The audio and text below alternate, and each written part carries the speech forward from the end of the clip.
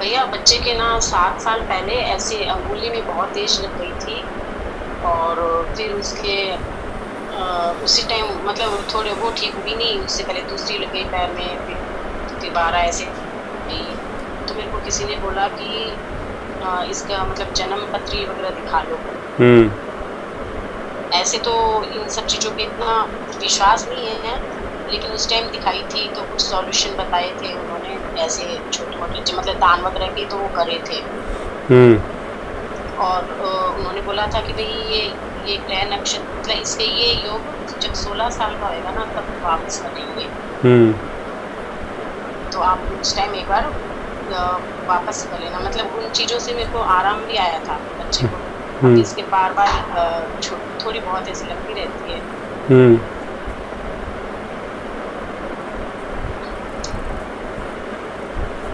तो मैं ये पूछना चाहती थी कि ये सब दोष क्यों बनते हैं ये सब, मतलब इसके टांके में स्टिचेस वगैरह कभी सिर पे आ गया कभी हाथ पे आ गया, इस टाइप से चलता रहता है। हम्म। चोट चोट लगती है, तो ये दोष किस वजह से बन जाते हैं और इनका समाधान क्या है? जी देखो, जो ज्योतिष शास्त्र जो है ना, जितना भी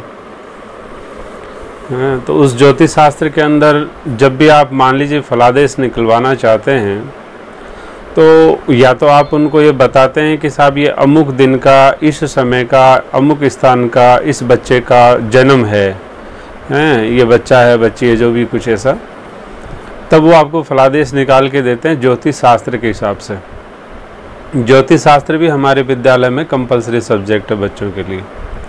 तो कहने का तात्पर्य यह है कि ज्योतिष शास्त्र भी एक विज्ञान है और शास्त्र का ही एक अंग है। तो ऐसा तो नहीं है कि उसमें कुछ मिथ्या है या चीज़ें हैं, लेकिन ज्योतिष शास्त्र क्या होता है, वो आपके अतीत की घटनाओं को, जो अतीत होता है ना, उस अतीत की लेखा जोखा की वजह से उसके आधार पर आपका भविष्य का निर्धारण करता है। ध्यान देना अच्छे से, ज्योतिष में अतीत यानी प्रारब्ध के जो एक शेड्यूल कार्यक्रम की वजह से, जो शेड्यूल्ड एक फिक्स कार्यक्रम होता है या उसके परिणाम होता है, उस परिणाम के आधार पर वो भविष्य का निर्धारण करता है कि भविष्य में अमुक अमुक घटनाएं होने वाली है, जिसमें प्रबल प्रारब्ध यदि होता है तो ज्योतिष में निसंदेह दिखाया जाता है। कोई न्यूनतम जैसे न्यून जो आंशिक प्रारब्ध होता है वो भी दिखाया जाता है, सभी चीज़ें दिखाई जाती हैं। लेकिन ज्योतिष से परिणाम तो निकलता है, लेकिन इसका मतलब ये नहीं कि उसका कोई निदान नहीं होता। मनुष्य जन्म जो मिला है वो निसंदेह हमारे प्रारब्ध का भोग भोगने के लिए भी मिला है और फिर पुरुषार्थ के लिए भी मिला है।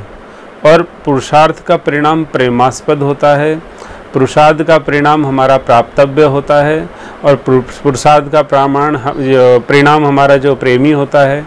तो हम हमारे इस जीवन में पुरुषार्थ करके और हमारे उस प्रेमास्पद को, गंतव्य को, प्राप्तव्य को, ईश्वर को, हृदयेश्वर को, हरि को, ब्रह्म को, जिसको भी आप जो जानते हैं मानते हैं, उसको आप प्राप्त कर सकते हैं। किसी भी ज्योतिष शास्त्र में ये नहीं कहा जा सकता है कि अमुक जीव जो है भगवान को नहीं प्राप्त कर सकता। कोई भी ज्योतिष शास्त्र है, कोई भी ज्योतिष विज्ञान है, वो ये नहीं तय कर सकता कि इसको ईश्वर मिलेगा कि नहीं मिलेगा।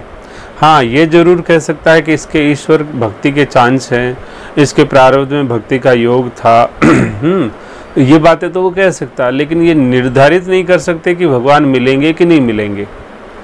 ठीक है, लेकिन हमें ये देखना है कि मनुष्य जीवन क्यों मिला है। मनुष्य तो मिला ही ईश्वर प्राप्ति के लिए है। तो मान लीजिए कि ईश्वर प्राप्ति ही हो गई, तो फिर कोई शास्त्र या प्रारब्ध या जो संचित, इनसे हमारा क्या संपर्क है।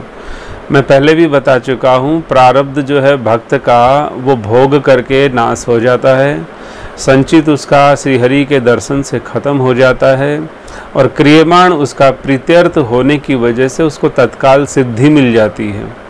साधन नहीं, तत्काल उसको सिद्धि मिल जाती है।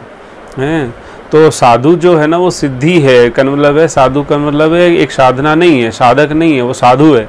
और श्रीमद् भगवद गीता कह रही है कि हे अर्जुन, श्री भगवान श्री कृष्ण कह रहे हैं श्री अर्जुन जी से कि मेरे को यदि प्राप्त करने का जिसने शुभ संकल्प कर लिया, तो ये समझ लेना चाहिए कि वो साधु ही है। तो इसका मतलब भगवान श्री हरि ये गारंटी दे रहे हैं, अश्योरिटी दे रहे हैं, इसका हमको आश्वासन दे रहे हैं कि आप निसंदेह होकर यदि मेरे को प्राप्त करने का संकल्प करेंगे तो निसंदेह मैं आपको प्राप्त हो जाऊंगा। तो जब भगवान ही प्राप्त हो जाएंगे तो फिर ठीक है, फिर किसी भी कष्ट से लड़ने में हमको बुराई क्या है, और फिर कष्ट से लड़ने की शक्ति और सामर्थ्य पर्याप्त हमारे पास रहेगी ही रहेगी। तो कष्ट निवारणार्थ तो भक्ति नहीं होती है, कष्ट निवारणार्थ भी जीवन नहीं होता है। हमारे को कष्ट का विज्ञान समझ करके सदा सर्वदा के लिए कष्ट रहित हम हो जाएं, इसके लिए जीवन मिलता है। तो यदि बात ये करें हैं कि ज्योतिष शास्त्र में ऐसा कोई विज्ञान है जो भविष्य बताता हो, निसंदेह ऐसा विज्ञान होता है। ज्योतिष शास्त्र के अपने रेमेडीज़ भी होती हैं जो वैदिक सनातन से संबंधित होती हैं, प्राय वैदिक सनातन का ही उसमें पूरा सिस्टम होता है। लेकिन सनातन पद्धति से यदि सदा सर्वदा के लिए आप अपने ज्योतिष शास्त्र को सुधारना चाहते हैं, बनाना चाहते हैं, तो आप सदा सदा के लिए ठीक कर लोगे अपने। और इस ज्योतिष शास्त्र की वजह से भ्रांतियां बहुत समाज में होती हैं। प्राय मेरे जैसे अनाड़ी कई लोग ऐसा करते हैं कि लो मैं आपको फलादेश बता दूं, मैं आपको ये कर दूं। तो कई ये देखते हैं कि हथेली भी देखते हैं, हाथ की रेखाएं देख के भी बताते हैं, तो हाथ का फलादेश निकालते हैं। एक बार की घटना बताता हूँ। एक बार एक विप्रवर क्या कर रहे थे कि एक जगह कोई समारोह हो रहा था, और उस समारोह में माताओं का हृदय स्वाभाविक होता ही है कि वो भविष्य की बातें सोचना चाहती हैं, समझना चाहती हैं। तो हुआ क्या कि उन्होंने, एक माता जी ने कोई हाथ दिखाया उनको, एक बहन जी जो थी हमारे, तो दिखाया, तो वो पंडित जी के चारों तरफ से बैठे थे। अब उन्होंने, पंडित जी ने जो है उनको अपना बहुत कुछ सुनाने लग गए। अब उन्होंने ये कह दिया था, अब तुम्हारे तो उम्र ही कम है, बहुत कम उम्र है तुम्हारे, योग नहीं है ज़्यादा उम्र के। अब आप और हम, मैं वहीं था। हालांकि विप्रो को टोकना नहीं चाहिए, पंडित को टोकना भी नहीं चाहिए, लेकिन जिस हस्त रेखा को वो देख रहे थे उसमें हृदय रेखा को वो जीवन रेखा समझ रहे थे, जो पंडित जी जो थे। अब वो जो बेचारी और कोई बैठे थे वो तो सरल सहज भाव से दिखा रहे थे कि पंडित जी विद्वान हैं, उनसे पूछें। अब मैंने उनसे जिज्ञासा करी कि महाराज, मैंने तो ये सुना है हमारे श्री गुरुदेव से कि ये होता है जीवन रेखा, और इस तरह से आप बता रहे हैं इसको, ये जीवन रेखा होता है। अच्छा, तो फिर पंडित जी बोले नहीं नहीं, मैं तो विनोद कर रहा हूँ इनसे। तो बताइए, ऐसी कोई बातें विनोद की नहीं होती हैं।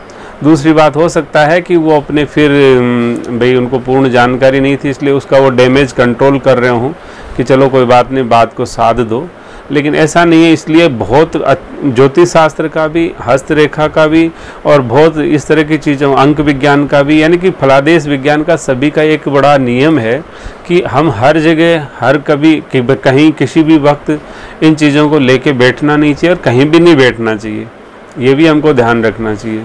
लेकिन अब इन चीज़ों को करने से कोई मतलब नहीं, और भक्त के जीवन में इनका कोई विशेष महत्व भी नहीं होता है, क्योंकि भक्त भविष्य को जानना नहीं चाहता है। भक्त जो है अतीत की बात भी नहीं समझना चाहता है। तो ना हमको अतीत समझना है, ना हमको भविष्य समझना है। क्रियमाण जो है वो हमें पता ही है कि कैसे करना और क्या करना है। तो तीनों ही कालखंड के दृष्टि से भक्त के जीवन में ज्योतिष शास्त्र का कोई विशेष महत्व नहीं है। ठीक है, इसमें कोई संदेह हो, कोई बात हो तो बताइए।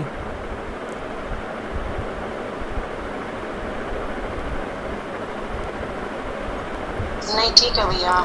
हाँ, नहीं, और आपने कहा क्यों बार बार ऐसे जैसे चोटें लगती है इस तरह से, तो वो प्रारब्ध छोटे छोटे हैं, वो कटते हैं, तो उससे कोई फ़र्क नहीं पड़ता है। कई सावधान बैठे बैठे भी लोग घर से बाहर नहीं निकलते, रोड पे नहीं जाते हैं, सीढ़ियों से गिर के हाथ पांव तोड़ लेते हैं, कई बाथरूम में गिर के मर जाते हैं। तो इन चीज़ों से कुछ नहीं होता है। वो बात तो है ही नहीं कि घर में भी लग जाती है, बाहर हाँ, तो कहने का तात्पर्य ये है कि जब हम भगवान के हो गए, और जब श्री हनुमत लाल जी के शरण होके उनकी शरण ले लिया, उनका शिष्यत्व ग्रहण कर लिया है, उनके बच्चों को समर्पित कर दिया उनके प्रति, तो कोई बात नहीं, जैसा गुरु जाने वैसा करेंगे, कोई दिक्कत नहीं है। इसलिए हमको कोई इन पे चिंता और विशेष कोई समय बर्बाद करने की आवश्यकता नहीं समझनी चाहिए।